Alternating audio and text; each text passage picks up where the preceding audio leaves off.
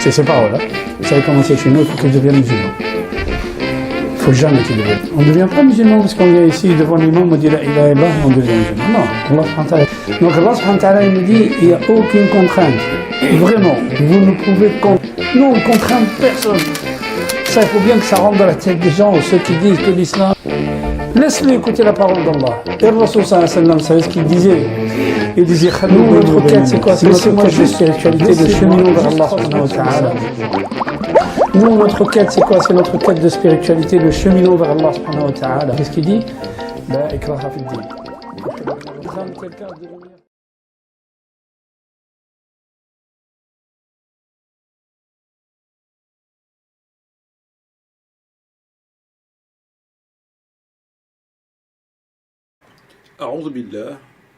أعوذ بالله من الشيطان الرجيم بسم الله الرحمن الرحيم الحمد لله رب العالمين والصلاة والسلام على سيدنا محمد وعلى آله وصحبه أجمعين والسلام عليكم ورحمة الله وبركاته. Frères et sœurs, assalamu alaikum wa rahmatullahi wa barakatuh. J'espère que vous allez tous et toutes bien en ce début de soirée de ce jour de lundi 18 novembre et il est précisément 19h46. Bonsoir à toutes les personnes n'étant pas de confession musulmane qui écoutent cette présente vidéo. Frères et sœurs, comme l'indique l'introduction de celle-ci, nous allons nous intéresser à deux vidéos, lesquelles toutes deux ont été réalisées et diffusées par le professeur Mourad Hamza à travers sa chaîne YouTube Le Chemin des Vertueux. La première d'entre elles a pour titre Nulle contrainte en religion. Et la seconde a pour titre Pas de contrainte en religion. Et la seconde a pour titre Peut-on fêter la naissance du prophète, en l'occurrence le prophète Mohammed alayhi salatu wassalam. Alors nous allons écouter le premier extrait en rapport avec cette première vidéo. Peut-on fêter la naissance du prophète? Et on se retrouve immédiatement ensuite, Inch'Allah, afin de le commenter. Tous les ans, on nous pose la même question. Tous les ans, on nous dit, on va fêter le Mawlid c'est bid'a. Bon, vous savez, comment on va fêter l'anniversaire de la venue du prophète sallallahu alayhi wa sallam dans ce monde? Rasul sallallahu alayhi wa sallam, il dit dans un hadith, pourquoi je jeûne le lundi? Pourquoi? Il dit, dans un hadith, parmi les raisons, il dit, parce qu'il y a au Mawlid tout fait, parce que c'est un jour où je suis né. Bon. Mais nous, comment on fête la venue du prophète sallallahu alayhi wa sallam dans ce bas monde? Comment? En faisant le couscous et en passant une soirée à chanter, c'est ça? Ben non. Barakallahu fik. On rappelle à nos enfants, on rappelle aux gens qui ne savent pas, qui c'est cet grand homme? Qui c'est le messager d'Allah? Et on n'a pas les occasions pour faire ça, justement. Donc si on fête le Mawlid comme ça, il n'y a aucun problème. Si on fête le Mawlid en faisant les fêtes et en mettant le pétard, non. Oui, tout simplement, c'est pas la peine de rentrer dans des débats. Alors, frères et sœurs, nous avons écouté ce court extrait dans lequel le professeur Mourad Hamza apporte une réponse à cette interrogation qui est la sienne et qui consiste à dire, je résume, si c'est pour faire tout et n'importe quoi, c'est pas bon, et si c'est pour rappeler à nos enfants l'événement de la naissance du prophète Mohammed et ce qui va avec, c'est une très bonne chose. Et finalement, l'interrogation ne doit pas aller au-delà de ceci et de cela. Très bien. Alors, mon intervention n'a pas pour objectif de venir contester les propos de l'imam Mourad Hamza. Et moi encore, d'apporter une réponse à cette interrogation qui, je le rappelle, revient tous les ans, toutes les années. Les musulmans, en France, et malheureusement ailleurs, s'interrogent et interrogent, ou en tout cas, font mine de s'interroger, et font mine d'interroger les uns et les autres, à savoir, est-ce qu'il est autorisé ou non de fêter la naissance du prophète Mohammed alayhi salam? Est-ce que l'islam l'autorise? Est-ce que c'est finalement une bid'a? Alors, je savais qu'il existait des questions existentielles. Je savais aussi qu'il existait des questions rhétoriques. Cependant, j'ignorais tout à fait, complètement, qu'il existait des questions pour passer le temps, des questions pour se donner bonne conscience. Et je crois, malheureusement, que nous en sommes là. Je crois malheureusement et sincèrement que nous en sommes là. Pourquoi je dis cela? Pour une raison très simple. Lorsque j'entends des gens faire mine de s'interroger, et lorsque j'entends des gens leur répondre, ben en fait cela me laisse ni choqué, ni abasourdi, ni rien. En fait, ça me laisse rien. Ça me traverse comme un corps vide. Et en fait, on finit par ne plus sentir les coups, entre guillemets. J'aimerais simplement qu'on m'explique une chose qui est finalement très simple. C'est que depuis quand les musulmans s'interrogent et interrogent les uns et les autres, le plus souvent des gens qui sont censés avoir certains savoirs. Depuis quand les musulmans s'interrogent quant à savoir ce qui est permis ou pas en islam? Depuis quand? Puisque la quasi-totalité des interdictions et des hautes interdictions, des kaba'ir, mentionnées clairement dans le Coran, mentionnées clairement aussi dans la Sunna, sur lesquelles il n'y a absolument aucune discussion, la question des hudud, la question du tawhid, la question du bay'a, la question de la zakat, la question de l'unité, etc., etc. Tout cela, les gens ne respectent pas ces injonctions.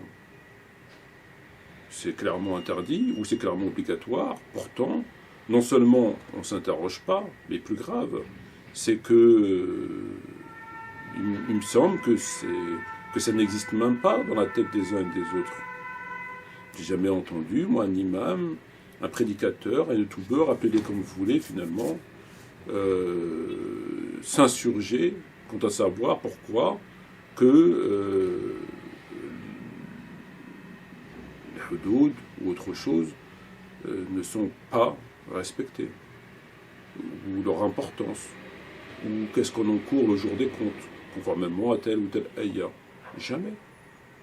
J'ai jamais entendu dans une conférence, j'ai jamais lu dans un commentaire des gens s'interroger.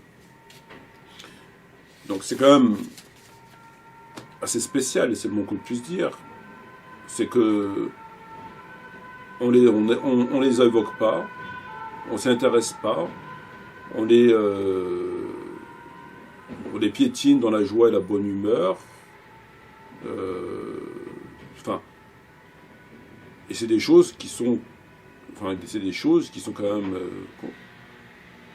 considérées comme étant des choses graves, des choses sur lesquelles on sera interrogé le jour des comptes. Et les versets sont clairs, et les savants sont clairs, et les hadiths sont clairs. Il n'y a pas de discussion. Donc moi, je voudrais simplement qu'on m'explique. Parce que lorsque je ne comprends pas quelque chose, peut-être que quelqu'un, j'espère, la comprend et qu'il nous apporte des explications. Pourquoi ces choses-là, pour être vulgaire, on s'en tape? On n'en a absolument rien à foutre. On les piétine dans la joie et la bonne humeur du lundi au dimanche, de janvier à décembre. Et je pèse mes mots dans la joie et la bonne humeur. Alors que Allah nous met en garde contre ces choses. Ça fait partie de la aqidah, ça fait partie des injonctions divines. De qui se moque-t-on? Se moque-t-on du livre de Dieu? Se moque-t-on du prophète? Se moque-t-on de l'intelligence, de la foi? De qui se moque-t-on?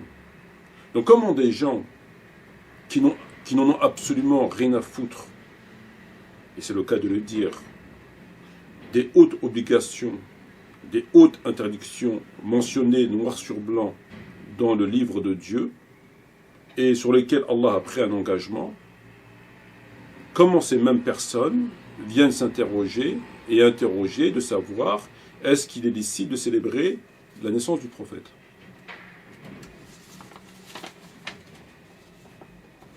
Moi, je ne comprends pas en fait.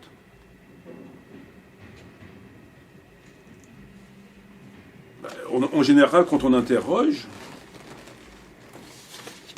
c'est quand même qu'il y a une raison quand même. Enfin, j'ose espérer.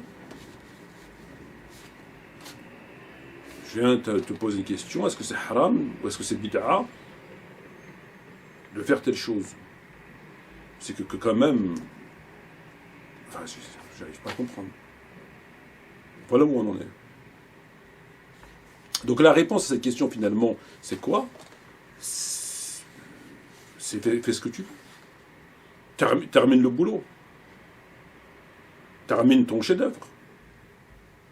Je vais quand même pas rentrer dans ton jeu, et quand je t'interprète toi personnellement, tout le monde a bien compris que je parle... Je vais quand même pas rentrer dans ton jeu et être un espèce de clown, un espèce de faire-valoir, un espèce de... Je vais participer à ta mise en scène. J'ai quand même pas le droit de participer à ta mise en scène. Ça m'est interdit par le livre de Dieu de participer à ta mise en scène. Donc la réponse à cette question, c'est fais ce que tu veux. Termine le boulot. Et si tu veux une réponse un peu plus théologique, commence par respecter la parole, le livre de Dieu, dans les injonctions qui nous sont imposées, ou en tout cas, va dans ce sens. À défaut de marcher sur le droit, d'être sur le droit chemin, marche dans la bonne direction. Nous allons écouter le second extrait. J'expliquerai dans une prochaine Jumu'ah, Inch'Allah, la notion de bid'a, mais il faut avoir quelques notions auparavant, et on expliquera en détail, Inch'Allah, la notion de bid'a. Mais juste pour vous expliquer une chose, les compagnons, après la mort du prophète sallallahu alayhi wa sallam, ils ont compilé, on a un mushaf là. Alors, ça, le mushaf, qui l'a mis en un livre comme ça? C'est le prophète? Non. Donc le prophète, il l'a pas fait. Non, c'est Omar. C'est à l'époque de Abu Bakr, sur les consignes de Omar, il y avait une bataille, contre Moussaïlim al-Kadhab, celui qui a dit que moi aussi je suis prophète, s'est déclaré prophète, et il y avait une bataille contre lui dans un endroit, c'est Riyad aujourd'hui, c'est la capitale en Arabie Saoudite. Et dans Ma'arakat al-Yamama, il y a 70 personnes, 70 compagnons qui avaient appris le Coran par cœur et qui sont morts dans cette bataille. Donc Omar ibn al-Khattab est allé voir Abu Bakr qui lui dit: il faut absolument qu'on compile ce Coran. Parce que le Coran était écrit sur des peaux de mouton, sur des peaux de vache, il était écrit sur des tables en bois, il était écrit sur, Jalid al-Nakh. Donc il était écrit, le prophète sallallahu alayhi wa sallam, il a demandé auparavant, la taktubu anni ghayra al-Qur'an, n'écrivez rien sur moi à part le Coran. C'est-à-dire qu'on ne devait pas prendre la parole du prophète sallallahu alayhi wa sallam et l'écrire. C'est après, quand le prophète sallallahu alayhi wa sallam est arrivé à Médine, et quelques années après, à la 7e année, où les compagnons ont commencé à écrire la parole du prophète. Donc le Coran, on l'a compilé quand? Après la mort du prophète sallallahu alayhi wa sallam. Est-ce qu'à l'époque, on a écrit le Coran, quand le prophète sallallahu alayhi wa sallam écrivait le Coran, là, quand tu ouvres le mushaf, tu vois la sourate, combien de ayats, elle est descendue à Médine ou à la Mecque. À l'époque du prophète, il n'y avait pas tout ça. Mais pourquoi les compagnons ils l'ont fait? Lil maslaha. Pour l'intérêt de la communauté, pour l'intérêt de l'umma. Donc, il y a des choses que les compagnons ont fait. Tu ne peux pas dire que ça c'est une bid'a. Comprenez les frères? Omar ibn al-Khattab, vous savez, après le prophète sallallahu alayhi wa sallam fait Ramadan, il a rassemblé les gens, il a rassemblé les gens le premier jour, il a fait la prière de Tarawih.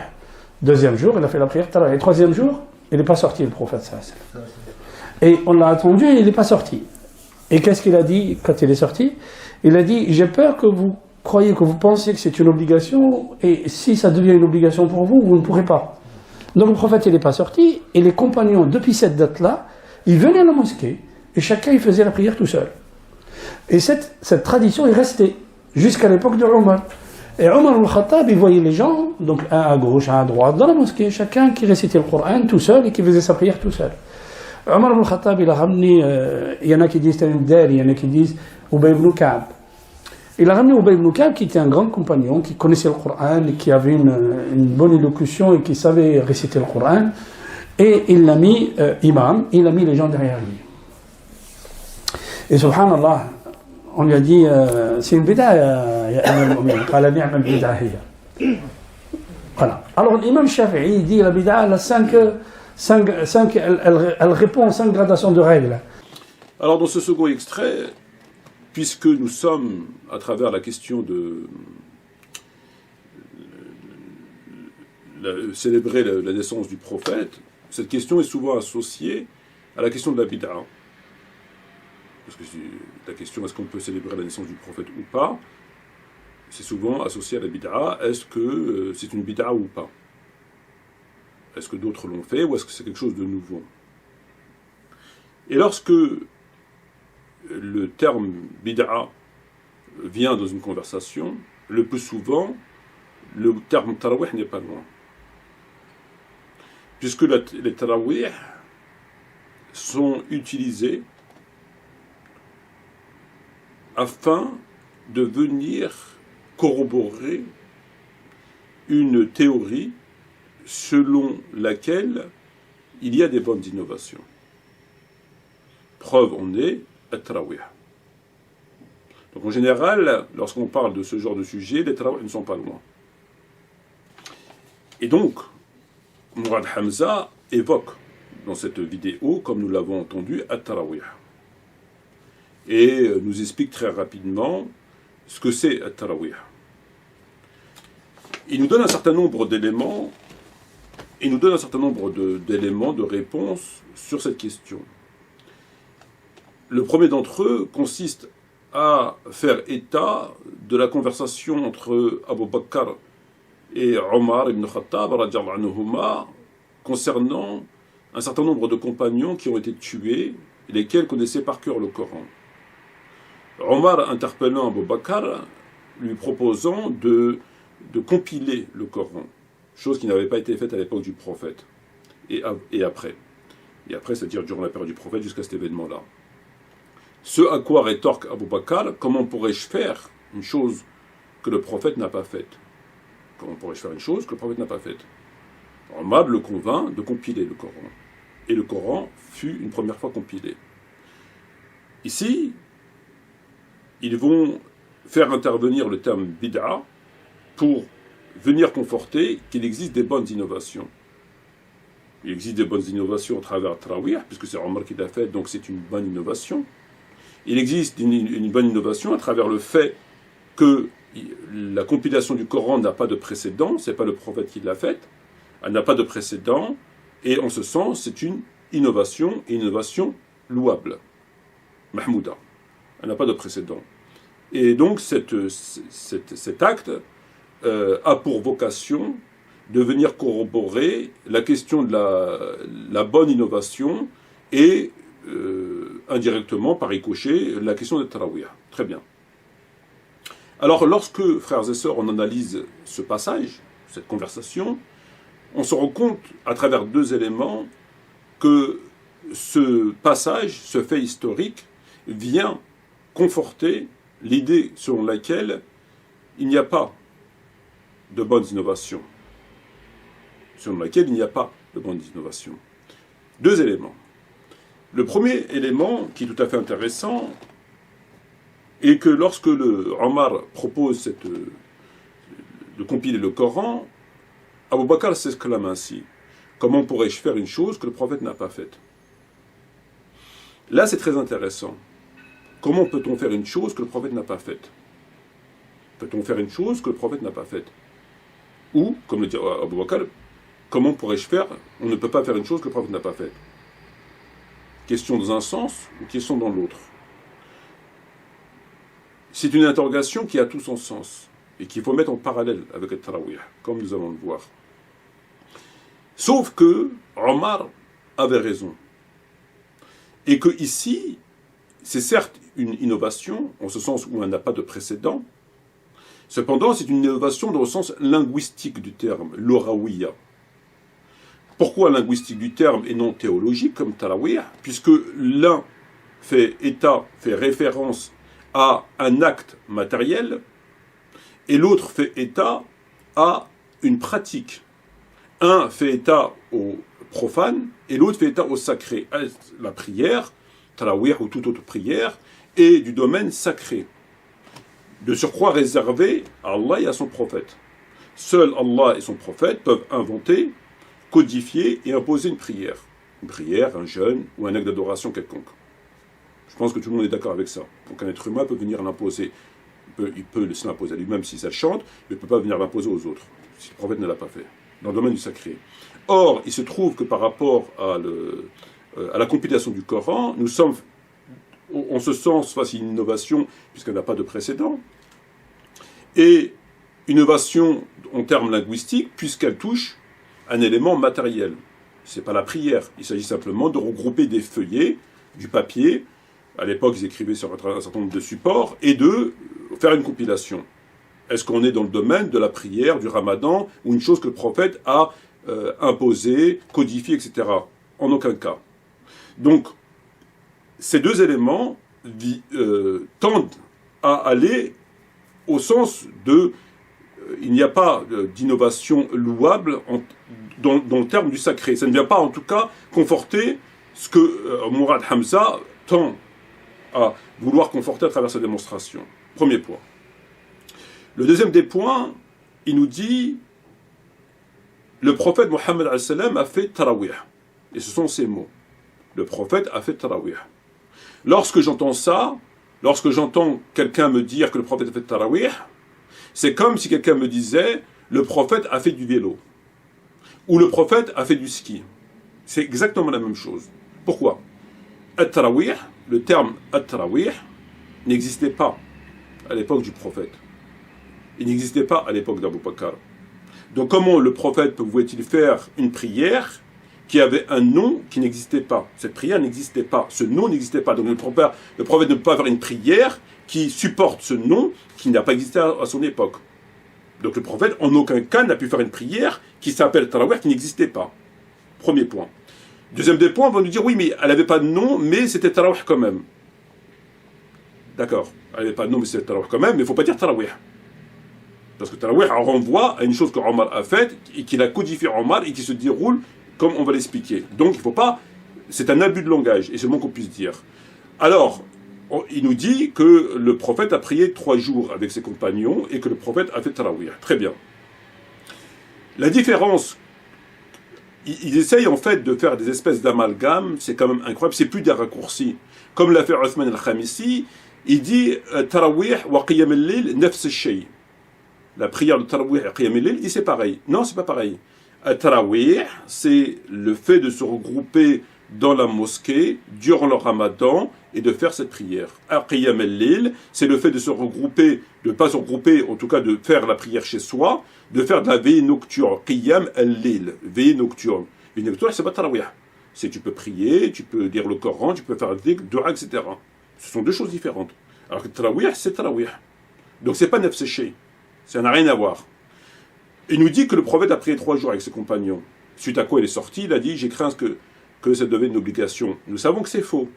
Si nous prélevons tous les textes figurant dans le Bukhari et dans le Muslim, je dis bien l'intégralité des textes, nous observerons de façon tout à fait claire que les compagnons ont prié à son insu, à l'insu du prophète. 2 éléments nous l'indiquent. Et sur ce texte, il n'y a absolument aucune discussion. 2 éléments nous indiquent. Le premier élément, c'est que les textes nous indiquent que les gens suivaient une ombre ou priaient derrière un muret. Donc, à travers ces textes-là, on voit bien que le prophète était dans un coin et qu'eux priaient un peu plus loin en suivant par rapport à sa silhouette. Ou il y avait un muret qui les séparait, etc., etc. Le deuxième des éléments, c'est que le prophète, dans tous les textes, leur dit « J'ai vu ce que vous avez fait, ce qui m'a empêché de vous rejoindre. » Lorsqu'il s'en est aperçu, il resta assis. Simplement, comment quelqu'un qui prie avec des gens reste assis et les laisse debout. Comment quelqu'un qui prie avec des gens leur dit « J'ai vu ce que vous avez fait. » Comment quelqu'un qui prie avec eux leur dit « Ce qui m'a empêché de vous rejoindre. » C'est pas possible. Ou alors il faut nous expliquer. Donc vous avez 2 éléments dans les textes, à travers la position du prophète et ses propos, qui nous indiquent clairement, et il n'y a pas de divergence sur ces points, qu'il n'a pas pris avec eux. Ni 1 jour, ni 2 jours, ni 3 jours. Et enfin, vous avez un dernier élément, que lorsqu'il n'est pas sorti le 3e et le 4e jour, il leur a dit, je crains que cette prenne une obligation, et que,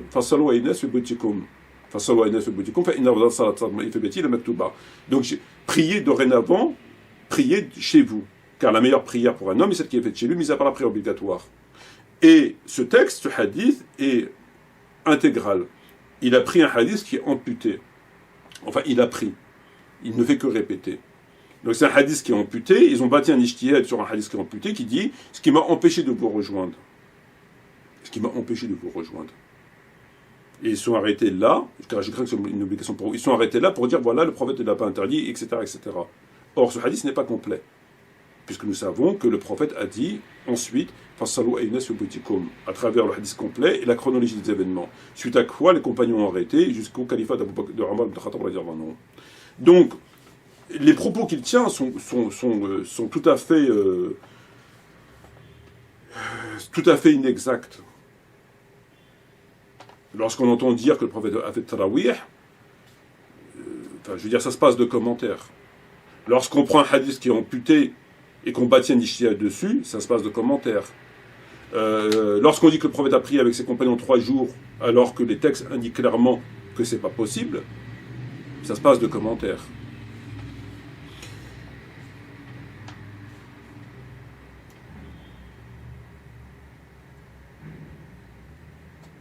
Et le souci, c'est qu'il y a un moment donné, il faut qu'ils se mettent d'accord. Pas lui, mais des chouyours, des savants, des érudits. Puisque d'un côté, ils vous disent que at-tarawih, bid'a, mahmouda, et de l'autre côté, le plus souvent lorsqu'ils font leur khutbah jumu'ah, ils vous disent toute innovation est égarement. Toute innovation est égarement. Kul bid'a dalala. Toute innovation est égarement.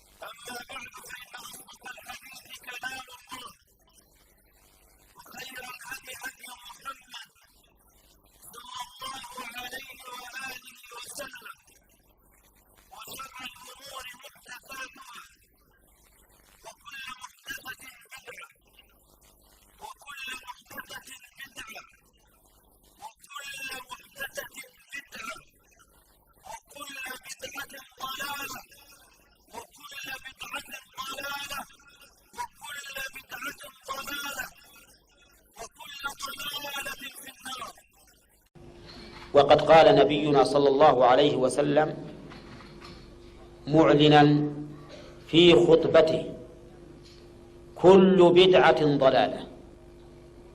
وأظننا جميعا متفقون على أن رسول الله صلى الله عليه وسلم أفصح الخلق، ومتفقون على أن النبي صلى الله عليه وسلم أعلم الخلق بما يقول، ومتفقون على أن رسول الله صلى الله عليه وسلم أنصح الخلق للخلق، فقد اجتمع في كلامه صلوات الله وسلامه عليه كمال العلم وكمال النصح وكمال البيان والبلاغة. أفبعد هذا يمكن أن يأتي رجل فيقول إن البدع تنقسم إلى كذا وكذا، ورسول الله صلى الله عليه وسلم يقول كل بدعة ضلالة. والله لو قال هذه الكلمة رجل ممن يعظمونه لكانوا يحملونها مكتوبة بالنور على رؤوسهم يقول فلان كل بدعة ضلالة. فكيف وقد قالها أشرف الخلق، أعلم الخلق، أنصح الخلق، أفصح الخلق، هم أنفسهم يريدون بهذه البدعة التي ابتدعوها يريدون بها أن يحشروا تحت لوائه صلى الله عليه وسلم. إذا كانوا صادقين في ذلك فليلتزموا الأدب معه، لا يتقدموا بين يديه بشرع ما لم يشرعه.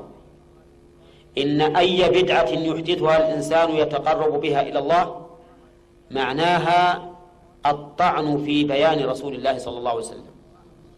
أليس النبي عليه الصلاة والسلام قد ترك أمته على المحجة البيضاء ليلها كنهارها؟ أليس الله قد أنزل عليه اليوم أكملت لكم دينكم؟ هل ترك هذه الشريعة أو هذه الشرعة التي ابتدعتها ولم يبينها جهلا منه بها أو كتمانا منه لما علمه الله؟ إن قلت بالأول فقد رميت النبي صلى الله عليه وسلم بالجهل، وإن قلت بالثاني فقد رميته بالجهالة بالخيانة، وكل ذلك لا أعتقد أنك تقول به ولا تسلمه إطلاقا. إذن يا أخي يكفيك عن هذا ما تبينت شريعته من عقيدة، من قول، من فعل، واسلم بذلك وسلم نفسك وأرحها. الشرع ولله الحمد كامل ما يحتاج إلى تكميل. Alors c'est simple, là encore, qui se mettent d'accord. Ou bien il existe des bonnes innovations, comme Tarawih. Dans ce cas-là, on ne peut plus dire toute innovation est égarement et tout égarement conduit au feu, puisque toute innovation, toute c'est toute. Ou bien, on revoit ce propos, on dit toute innovation sauf Tarawih. Toute innovation est égarement, il a Tarawih. Un petit peu comme le jour du jeudi. Il faut, le prophète ne parle pas sous l'effet de la passion, c'est qu'une révélation révélée, sauf Yom al-Khamis. Il ne parle pas sous l'effet de la passion, sauf le jour du jeudi, lorsqu'on lui refusa de quoi écrire. Il faut se mettre d'accord. Donc là, on vous dit toute innovation est égarement et tout égarement conduit au feu. Donc, il n'y a pas de bonnes innovations. Et de l'autre côté, ici, Tarawih, c'est une bonne innovation. Dans ce cas, il faut revoir votre discours. Il faut vous mettre d'accord. Le problème étant, vous savez, à travers les propos qu'il tient, et les propos que beaucoup tiennent, c'est que dans la catégorie des... alors, on peut les appeler imams, érudits, savants, chouyours, appelez-les comme vous voulez. Vous avez environ, allez, on va dire 10% de savants, l'élite, la crème de la crème. Ceux qui vont chercher la motivation, ceux qui vont chercher les matériaux, afin de construire une motivation, Ibn Taymiyyah et de tant d'autres. Ceux-là, ils connaissent la vérité. Ils la connaissent. Et ils ont bâti une innovation, une motivation, en fonction non pas de l'haq, mais en fonction de leur secte, en fonction de leur obédience.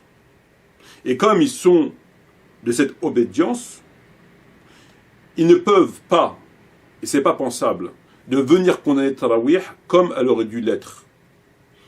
Les meilleurs d'entre eux ont nuancé les propos de ces savants, Ibn Taymiyyah et d'autres, en disant, comme Shafi'i, je préfère prier chez moi, l'imam Malik, rahimallah, qui dit, moi si je suis comme, etc., etc., ce qu'on a vu. Et les autres disent, non, c'est bid'a, c'est bien de prier, c'est bid'a mahmouda, enfin bref, ce qui, voilà, c'est me prier. Ils ont contredit le prophète, c'est me prier à la mosquée, c'est bon. Tout simplement pourquoi? Parce qu'ils font partie de cette obédience. Et que par conséquent, ils ne peuvent pas. Tout ce qui touche à Omar ibn Khattab, radiallahu anhu, ils ne peuvent pas. C'est aussi simple que ça. C'est-à-dire qu'ils ne sont pas... ce ne sont pas des... ils ne sont pas... Ibn Taymiyya, quand il fait ses recherches, il n'est pas impartial. Puisqu'il fait partie de ce courant de pensée.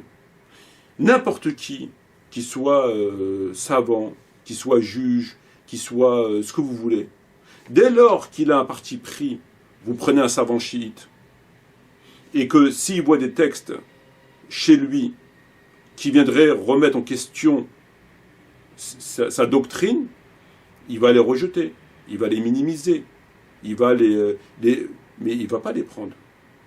Sinon, ça ne va pas. Et c'est vice-versa. Et d'ailleurs, Ibn Khaldoun, dans le livre des exemples, il y a un texte qui le démontre tout à fait. Très intéressant. Voilà ce qu'il dit.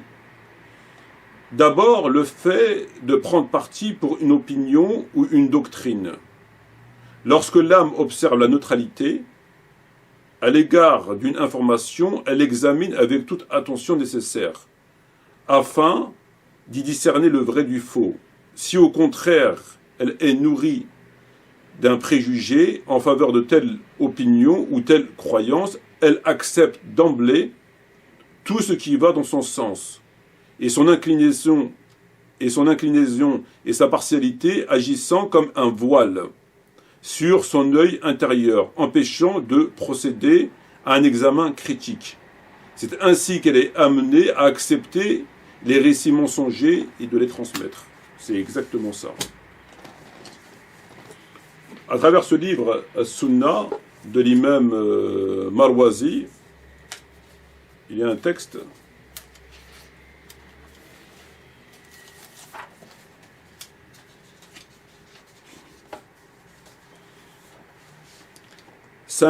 سمع النافع يقول قال ابن عمر كل بدعة ضلالة وإن رأى الناس حسنة.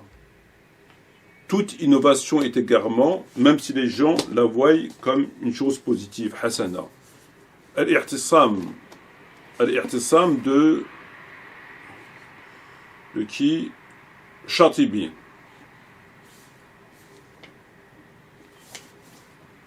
Al-i'tisam de l'imam Shatibi.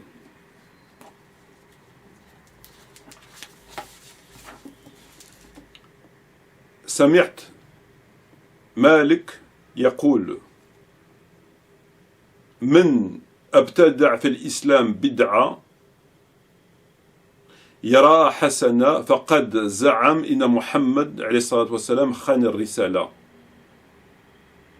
Celui qui prétend, l'imam Malik rahimahullah a dit, celui qui commet une innovation dans l'islam et qui la voit comme une bonne innovation considère que le prophète a trahi sa mission. Parce qu'il cite le verset, aujourd'hui j'ai parachevé votre religion.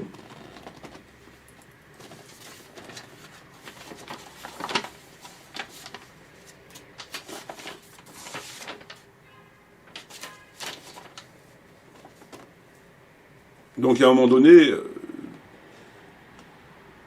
qu'ils se mettent d'accord, quoi. D'un côté, ils vous disent toute innovation est égarement, de l'autre côté, ils vous disent il y a des bonnes innovations. Voilà pour la première vidéo. À présent, nous allons nous intéresser à la seconde vidéo, pas de contrainte aux religions. Donc nous allons écouter le premier extrait. Le frère, il vient me voir, il me dit, il y a quelqu'un qui veut déclarer son islam. Donc il est venu avec sa belle-fille, et il me dit, la belle-fille, elle m'explique que s'est marié avec sa mère, et que maintenant, vous savez comment c'est chez nous, c'est ces paroles, hein. Vous savez comment c'est chez nous, il faut qu'il devienne musulman. Il ne faut jamais qu'il devienne musulman. Être musulman, c'est une conviction, c'est pas il faut. Expliquez ça aux non-musulmans, ou celui qui veut devenir musulman. Je dis, est-ce qu'il connaît les règles de l'islam, est-ce qu'il connaît les piliers de l'islam? Ah non, même moi je ne les connais pas. Je dis, le minimum c'est de faire un cheminement, c'est d'apprendre un peu, on ne devient pas musulman parce qu'on vient ici devant l'imam, on dit la ilaha illallah et on devient musulman. Non, Allah subhanahu wa ta'ala, qu'est-ce qu'il dit? La ikraha fi d-din, qad tabayyana ar-rushdu min al-ghayy. بالعروة الوثقى لا انفصام لها. بارك الله فيك. Donc Allah subhanahu wa ta'ala il nous dit il n'y a aucune contrainte Vraiment, vous ne pouvez contraindre quelqu'un à devenir croyant, devenir musulman. Il le dit au prophète. Il le dit au prophète. Nous, on ne contraint personne. Ça, il faut bien que ça rentre dans la tête des gens, ceux qui disent que l'islam, il veut forcer, on force personne. Nous, notre quête, c'est quoi? C'est notre quête de spiritualité, le cheminot vers Allah subhanahu wa ta'ala. Et nous voulons être en harmonie avec ce qu'Allah subhanahu wa ta'ala nous dit. Donc on peut jouer sur les textes, nous expliquer, il y a certains commentateurs de foot qui expliquent le Coran, vous savez.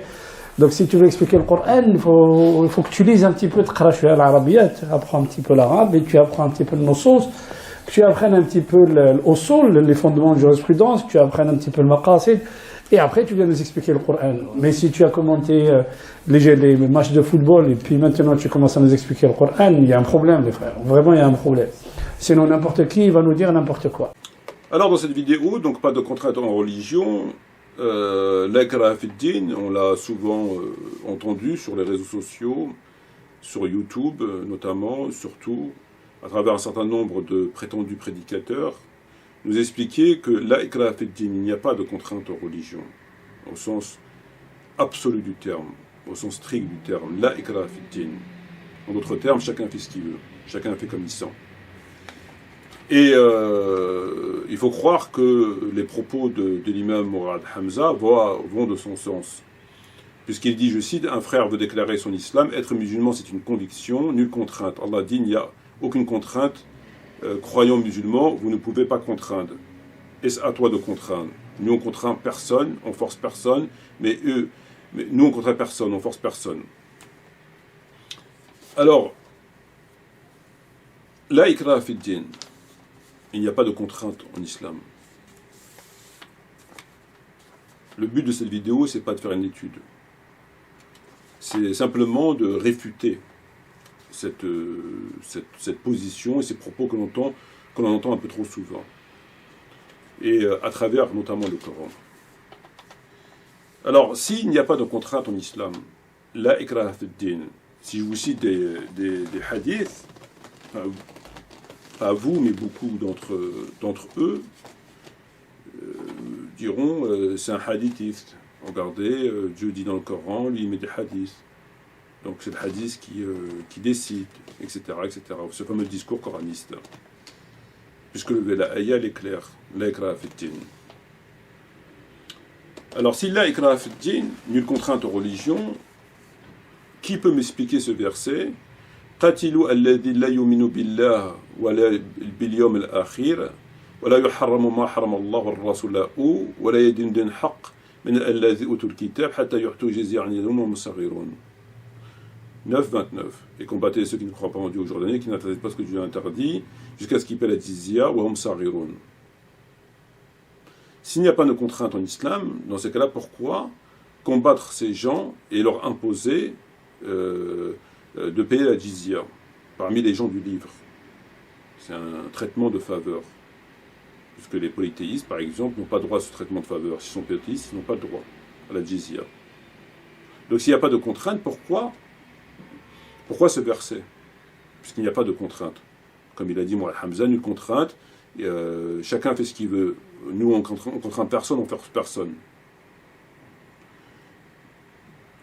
Ensuite, un second verset, فَإِذَا انْسَلَخَ أَشْهُرُ الْحُرُمِ فَاقْتُلُوا الْمُشْرِكِينَ حَيْثُ وَجَدتُّمُوهُمْ وَخُذُوهُمْ وَاحْصُرُوا مَقْدُونَكُمْ مَرْصَدًا فَإِنْ تَابُوا وَأَقَامُوا الصَّلَاةَ وَآتَوُا الزَّكَاةَ فَخَلُّوا سَبِيلَهُمْ إِنَّ اللَّهَ غَفُورٌ رَحِيمٌ.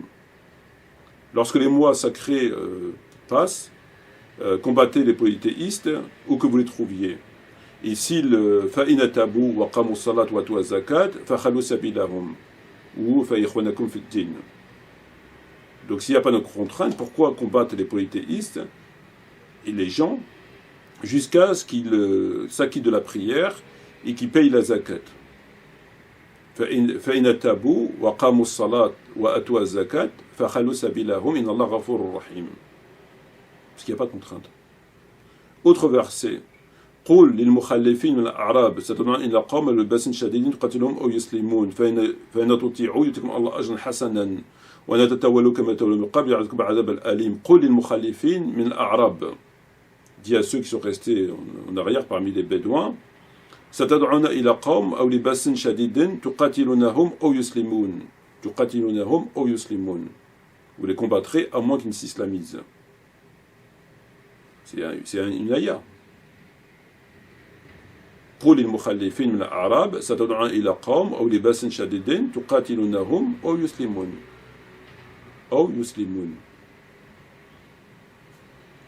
Pourquoi tu nous dis nous on contraint personne, on force personne? Ça va en contre de ces versets. Ou alors peut-être je les ai mal compris. قاتلوا الذين لا يؤمنوا بالله واليوم الآخر ويحرموا ما حرم الله, qui n'interdisent pas ce que Allah interdit, والرسول له et son prophète, ويدين حق من الذين أوتوا الكتاب حتى يعطوا جزية عن يدهم وهم صغيرون, jusqu'à ce qu'ils paient la jizya en étant rabaissés, humiliés, petits, comme vous voulez. Je comprends pas, en fait, j'arrive pas très bien à comprendre là encore. Pas de contrainte en religion, pas de contrainte en islam, chacun fait ce qu'il veut, mais des versets qui nous disent ça. Donc là, ikraha fi ddin, une contrainte en religion, il y a des versets qui disent ça. Alors ils sont abrogés, ils sont quoi ces versets? La sunna que je prends la sunna parce que on a affaire à quelqu'un qui fait partie du courant, que l'on connaît, et que par conséquent, Bukhari c'est Bukhari, Muslim c'est Muslim, etc.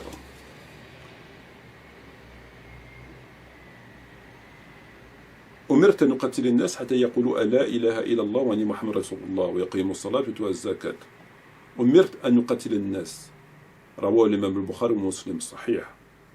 أمرت أن نقتل الناس. On m'a ordonné de combattre les gens. On, c'est qui? Allah Azza wa Jal. C'est pas le préfet, c'est pas le voisin, c'est Dieu. أمرت أن نقتل الناس حتى يقولوا لا إله إلا الله وأني محمد رسول الله ويقيموا الصلاة ويؤتوا الزكاة. Est-ce que là c'est pas une contrainte? Conformément à la ayah, إذا تابوا وقيموا الصلاة ويؤتوا الزكاة فإخوانكم في الدين. Ce hadith il est faux, il est abrogé. S'il n'y a pas de contrainte, pourquoi on tue l'apostat? Men baddal dinahu faqtuluhu. Bukhari. Les 4 écoles sont d'accord. Il n'y a pas de contrainte, pourquoi tu tues l'apostat? Il fait ce qu'il veut, non? Pourquoi Abu Bakr radiyallahu anhu, il a combattu ceux qui ont refusé de payer la zakat? S'il n'y a pas de contrainte. Bon, là, on peut mettre de côté cet exemple parce qu'on va dire c'est le côté, on va dire, administratif. Ils ont pas payé la zakat. Bon, la zakat, c'est le côté administratif, on va dire. Mais là, au niveau de la foi, Umirt nuqatil an-nas, et la ayah, et ce que je viens de dire, l'apostat, c'est la question de la foi ici. C'est pas financier.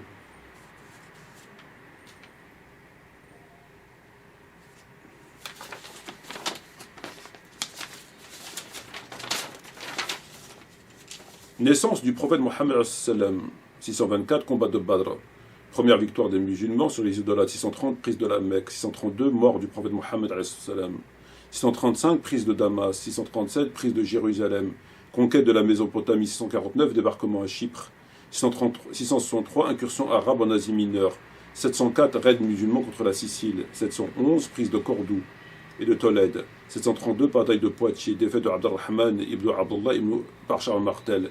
734, occupation d'Avignon par les musulmans. Il faudra simplement qu'on m'explique au nom de qui, de quoi ils sont venus de Médine à Poitiers. Donc c'est bataille, prise de Damas, prise de Jérusalem, conquête de la Mésopotamie, débarquement à Chypre, incursion arabe en Asie mineure, etc., l'expansion de l'islam. S'il n'y a pas de contrainte en islam, pourquoi ils ont fait l'expansion de l'islam? Si l'islam, le djihad, c'est défensive, s'il n'y a pas de contrainte, si chacun fait ce qu'il veut, comme l'a dit Nader Abouanas, les femmes font ce qu'elles veulent, chacun fait ce qu'il veut. Pourquoi? Donc cette question, c'est quand même assez incroyable. C'est-à-dire qu'on est en train de vous dire qu'il n'y a pas de contrainte en islam, puisque chacun fait ce qu'il veut. Puis on se rend compte qu'il y a quand même des versets, quand même. Il y a quand même des hadiths, il y a quand même de l'histoire. Il y a quand même un certain nombre de questions. Et pour le coup, cette question, contrairement à célébrer la naissance du prophète Mohammed, elle a tout son sens. Ça, c'est pas une question rhétorique, une question pour passer le temps. C'est des vraies questions. Mais étrangement, les vraies questions, ben, on ne les pose pas. Étrangement. Wa Allahu a'lam. Sur ce, je vous assure, wa salam alaikum wa rahmatullahi wa barakatuh.